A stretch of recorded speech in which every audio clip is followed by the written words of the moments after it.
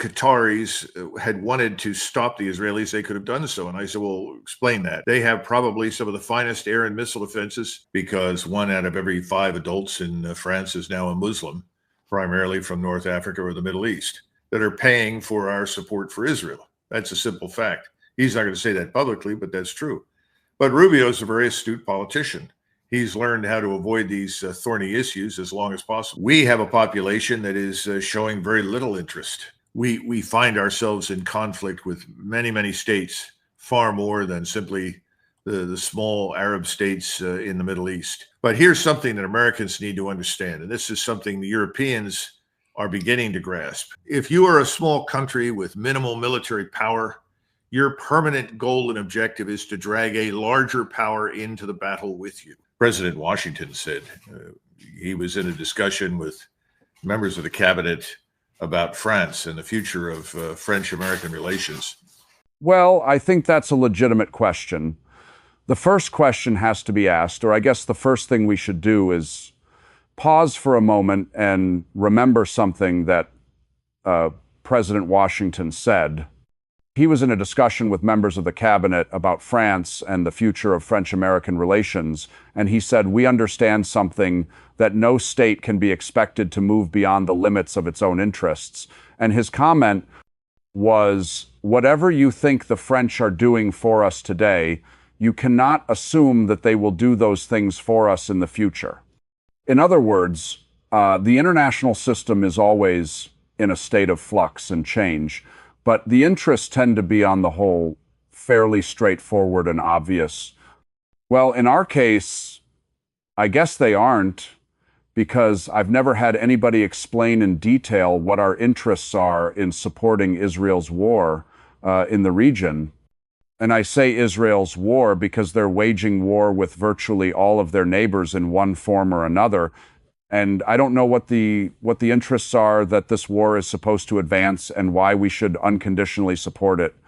So it's not surprising that people are raising these questions now, particularly in the aftermath of Charlie Kirk's death, as people became increasingly aware that he was beginning to distance himself from the wealthy donors who had provided him with so much support on the assumption that he would carry water for Israel regardless of what they did. When it became clear that he wouldn't, then he was concerned and expressed concern about it. But to his credit, he said, I just cannot in good conscience support everything Israel wants to do. That doesn't seem to be a problem for President Trump. President Trump has never defined the interests at stake for us, but he's also never had any reluctance or any hesitation about supporting whatever the Israelis want to do. It's that simple. Now, in the one of the more poignant recent episodes has been that I want to say it was the 9th of September when the Israeli foreign minister Saar was giving an interview and a press briefing with the Hungarian counterpart. He was asked about the negotiations to end the war with Hamas. And in that conversation, he said, well, hey, folks, this war could end tomorrow. I mean, there's no problem with that as long as Hamas basically disarms and does everything that we ask, etc. But that's where we are. And of course, the Hamas negotiators were in Qatar. Steve Witt was decisively engaged, said the United States was doing everything it could to try and bring an end to the war, to bring a ceasefire, get all the hostages released, etc. That was all active. And then, of course, as is now common knowledge, everybody knows the next day Israel tried to assassinate the Hamas negotiators. Now that was condemned in large parts of the world, not even just in the Asian part, but even in the Western countries, a lot of people condemn that.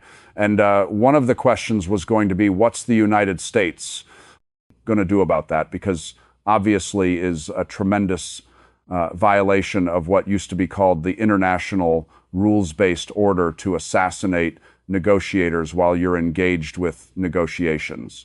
So Marco Rubio was sent to Israel, and one wondered, was he sent there to censure Israel, or was he there to do something different?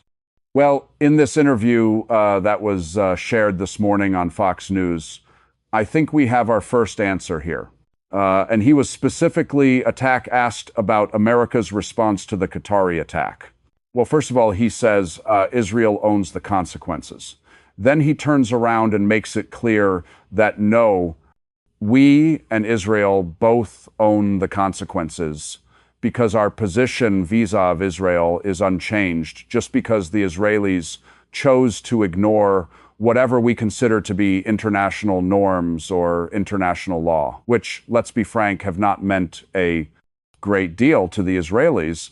And admittedly, we flaunted it whenever we saw fit to do so. That, we're in the same position we were beforehand, and we've said, well, we don't care. It's just irrelevant to us. And I think you're going to hear an awful lot of crying and whining out of the Arab countries, but I don't see a whole heck of a lot of action from them at this point. And action is much more important than words. And I would go one step further. I've checked with people I know who are in the defense industries who are involved, and Lockheed Martin and Raytheon, and they both said to me categorically, if the Qataris had wanted to stop the Israelis, they could have done so. And I said, well, explain that. They said, because we've invested enormous quantities of material, radars, missiles, missile launchers, and so forth, lots and lots of training in Qatar. They have probably some of the finest air and missile defenses that exist anywhere in the world. It is simply impossible that Qatar could not have known the Israelis were coming. They would have identified that. And if they had identified it in advance, they would have said, you're violating our airspace. You can't do that if you continue. We reserve the right to respond. Well, none of that happened. None of it happened, I think, because Qatar was well aware the Israelis were coming. And of course, we were as well. Nothing flies over that region of the world in the Arabian Peninsula, whether it's in the Euphrates River Valley in Iraq or further south over the Persian Gulf. We know exactly what's in the air at any given point in time. So we knew, Qatar knew, so all this whining about what the Israelis have done, I think, is more theater than reality. The truth is, the people that live in the Arabian Peninsula, the majority of these Arab leaders really don't give a damn what happens to the people in Gaza or in the West Bank. I wish it were different, but that's my conclusion. So, as far as Rubio is concerned, Rubio is maintaining the status quo. Fine. That is Israel's decision. It wasn't ours. Wrong.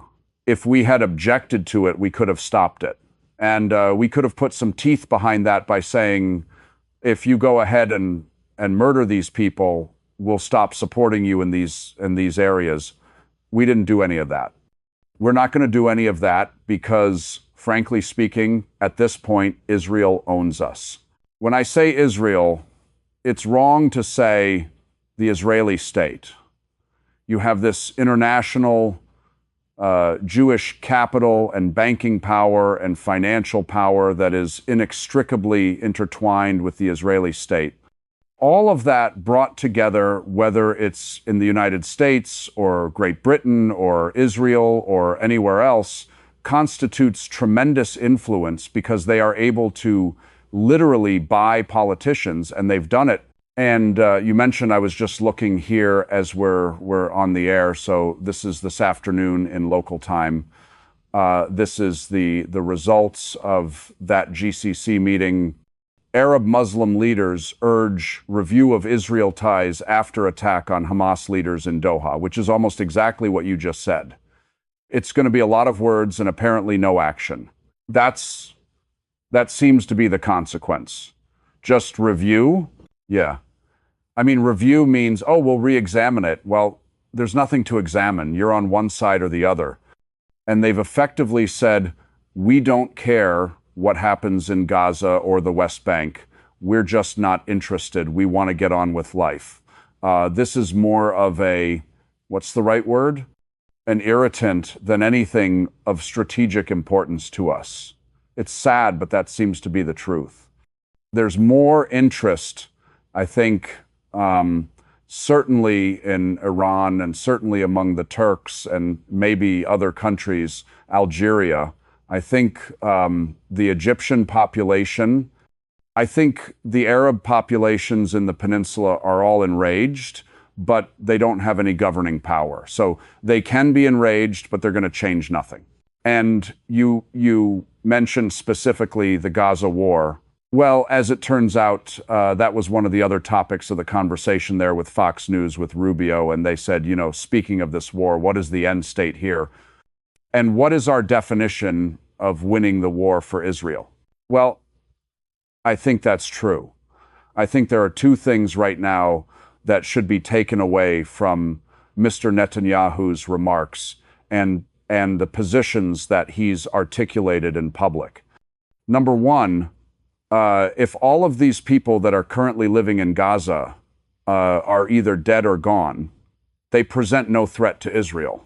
Therefore, we will tolerate no threat to Israel from Gaza. Ergo, you've got to either kill everyone there or drive them out. Frankly, from his vantage point, it doesn't matter which. As long as they're gone, if they're not there and they don't exist anymore, then they're not a threat. And then at the same time, he's looking at his American audience and he is saying, we've learned over many centuries that there is nothing more reliable than a man who can be bought with cold, hard cash. And that's what they've done. Everybody thinks that our Congress is full of hundreds of people who are personally, emotionally, intellectually committed to give their lives on behalf of the state of Israel. They're delusional. That's not the motive. So I think those are the two things that we need to take away from this. Now, the problem, of course, is that even though they may be dead, most of them, or all of them, that doesn't necessarily mean that this will not haunt Israel. This does not necessarily mean that justice at some point in some fashion will not come about. That's the lesson of history. Driving people out is never the end, especially when they're leaving a place where they've lived for thousands of years. Remember, this is something Americans need to understand. There's a big difference between taking groups of illegals who have come into the United States illegally and tried to lose themselves inside the population, rounding them up and saying, thank you very much. You violated the law when you came here and you've got to leave. Therefore, we're transporting you out of the country. That is not the same as what's happening in Gaza or the West Bank. The people living there have been there for at least 0 to 2 years. They're not newcomers. They're not recent arrivals. If anyone falls into that category, the Israelis are closer to it than they are. But the newcomers have decided that they need to go, and so they're being eliminated. They are being systematically rooted out, killed, or driven out. End of discussion. And we support it. And you mentioned this a second ago, but we've been talking about the Gaza Strip mostly today. But there's also the West Bank, where are alleged around 3 million additional Palestinian people who seem to fall into the same wearing eye from Israel, who also wants them out of there too. And now, then there's talk about whether there will be an annexation and whether we will support that. So Rubio was also asked that question. I think that he's being partially accurate when he talks about the response, say, in France to what is happening in Gaza, because 1 out of every 5 adults in France is now a Muslim, primarily from North Africa or the Middle East. But when you look at the rest of Europe, and the Europeans are opposed to this, the Europeans are not opposing this on the grounds that they are compelled by the presence of a foreign element in their country that is threatening to them. I don't think so. I think there's a recognition of what is right and what is wrong. But of course, he's not going to say that we have a population that is showing very little interest. So there is no real pressure on the American government to take a strong position against what the Israelis are doing. On the other hand, we have tremendous influx of hundreds of millions of dollars in cash, billions over time, that are paying for our support for Israel. That's a simple fact. he's not going to say that publicly, but that's true. But Rubio is a very astute politician. He's learned how to avoid these thorny issues as long as possible. But he knows, just as you and I know at this point, that we'll stand by and support the same ruthless war of extermination being waged in Gaza against what remains in the West Bank. It's inevitable. We will. We're not going to change our position at all because there's no incentive for the people on the Hill to give up their luxurious funding. Well, he wants to equate anyone who does not support his liquidation of the Arab population, Palestinian Arab population in Gaza or in the West Bank, with support for Hamas. In other words, if you don't support Israel, then you support terrorism, you support Islamist terrorism, you support Sharia law. I mean, just all this nonsense. Of course, that's not right. There's a difference between someone who is, a fanatical Islamist who wants to kill Christians and Jews and anyone who's different from them. And these people are overwhelmingly Sunni, and so they hate Shiites as well. We know all about that. There's a difference between that and what you're talking about in the West. I think Hamas is a dangerous organization that the world would be better off without. Am I prepared to support the wholesale liquidation of the population where Hamas was founded in order to achieve that aim? Probably not. Is it worth noting that Hamas is a creature of Israeli foreign policy? In other words, foreign politics towards the Palestinians?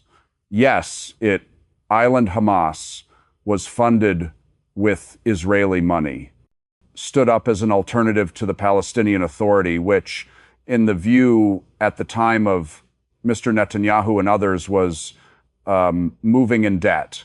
In other words, he simplifies it, which is what you do when you're trying to foster support or cultivate hatred.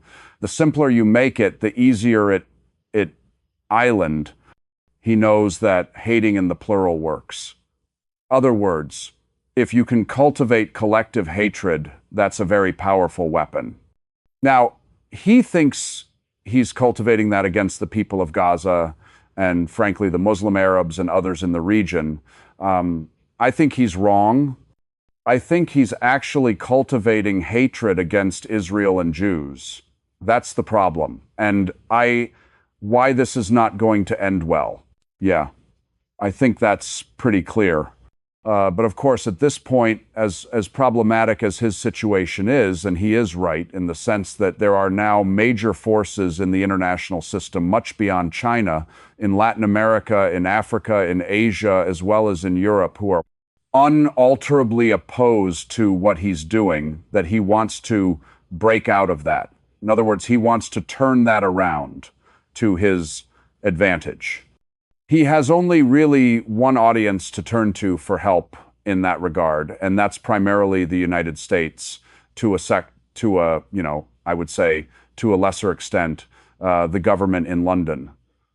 Because the government in London, they also provided the refueling assets for the Israeli strike in Qatar, and they've provided refueling assets to the Israelis in their strikes against Iran. And again, remember, this Iranian problem continues to loom on the horizon. Anyone who thinks that that is over and gone and done away with is deluded. And of course, I'm afraid that President Trump is leading that coalition of the diluted right now, because that's not over. No. And of course, he should caveat his remarks with a statement that I said we would change the face of the Middle East to we, with the help of the United States, would change the face of the Middle East. And we have played a decisive role in that process. Take us away. Take away the resources, the weapons, the ammunition, the satellite-based intelligence, the air support, the entire armada of American military support sitting in reserve. Remove that, and this entire idea of a greater Israel and victory over anyone begins to diminish very, very quickly and go away. So we have to understand that we are part of this, and the American people don't really understand that this once again, for the average American, the problem is, oh, this is something happening on somebody else's soil. These people that live over in the deserts of the Middle East are of no consequence to us. We're just helping our friends in Israel. But it's actually a great deal more than that. Secondly, he's also articulated the truth in the sense that there can be no end to this until he can make Iran look a lot like Syria or Lebanon. In other words, balkanized, fragmented, divided, weakened. That's essential for his larger plan to succeed.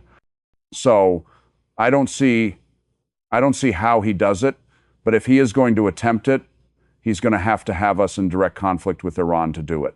So let me ask you something, Doug. The statement "might makes right." We used to mock that and say that it doesn't. The international rules-based order does, or the rule of law. We clearly just shredded that, so we don't even pretend that anymore. But what is the consequence? Or is there a consequence to basically saying, all right, we're not even going to pretend anymore. We're now going to do whatever we want and just pound sand if you don't agree with us. We will do what matter. So this whole Greater Israel thing, the potentially taking parts of other states in the region by force of arms, slaughtering the Palestinian people, methodically destroying all this stuff, all of this is clearly against us.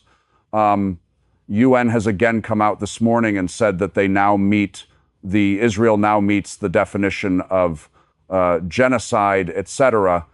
All these kind of things which are self-evident. But if we continue to support it, blanket like this, and don't even pretend to have the moral right behind anything, what is the consequence? Or is there one? Well, that's a good question. Yeah, I think there are very serious consequences, but the moral dimension has not caught up, and it will not to catch up until our predisposition to overreach becomes unavoidable, in the sense that we find ourselves in conflict with many, many states, far more than simply the small Arab states in the Middle East. We find ourselves in conflict with great powers.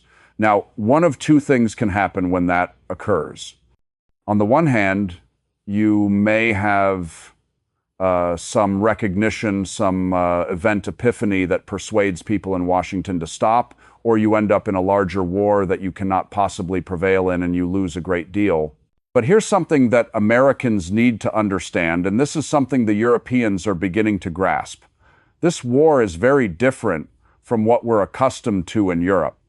In 1720, when the Russians finally defeated the Swedes in Thesar, Peter the Great got control of what we call the Baltic littoral, these states that we refer to today as Lithuania, Latvia, Estonia.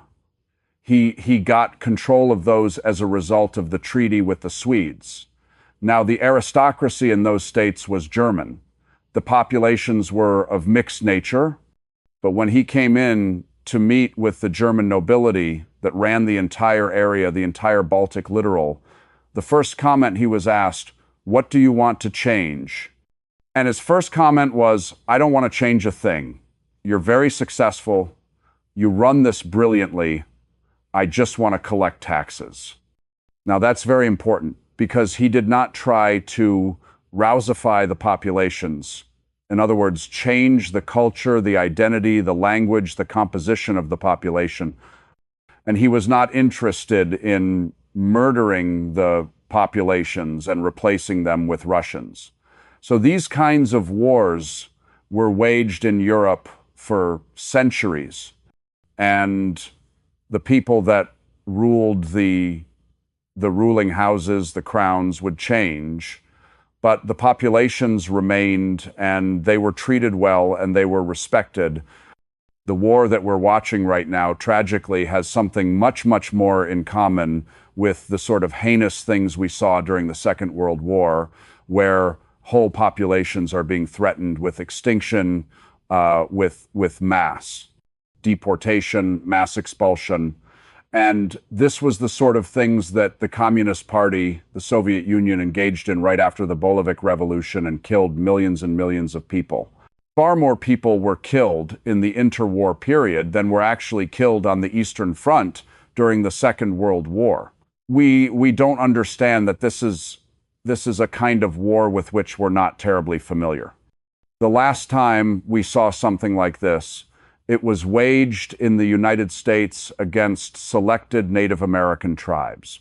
And we admit that and we express regret, but there's nothing we can do about it now. But it did happen. This is this ruthless war of extermination for which there can be no moral justification in the modern world. There can't be. It doesn't make any difference whether you're a Hindu, a Buddhist, or a Christian, or even a Muslim. It's just not justified, and that's his problem. But to his relief, we are going to support it, and we are supporting it. And I see no evidence that will change in the short run.